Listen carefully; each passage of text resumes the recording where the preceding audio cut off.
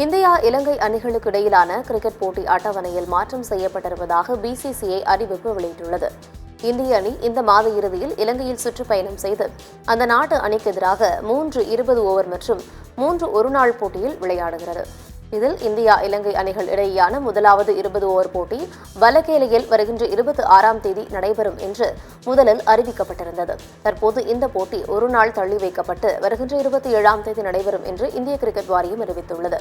இதேபோல 2வது மற்றும் 3வது ஓவர் போட்டியும் ஒரு நாள் தள்ளி போட்ட முறையே 28, 30 ஆகிய தேதிகளில் நடைபெறும் என்று தெரிவிக்கப்பட்டுள்ளது.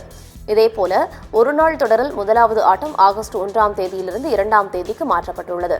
2வது, 3வது ஒருநாள் போட்டி ஏற்கனவே அறிவித்தபடியே ஆகஸ்ட் 4, 7 ஆகிய தேதிகளில் நடைபெறுகிறது. ஒருநாள் போட்டிகள் கொழும்பில் நடைபெறும் என்றும் பிசிசிஐ அறிவித்துள்ளது.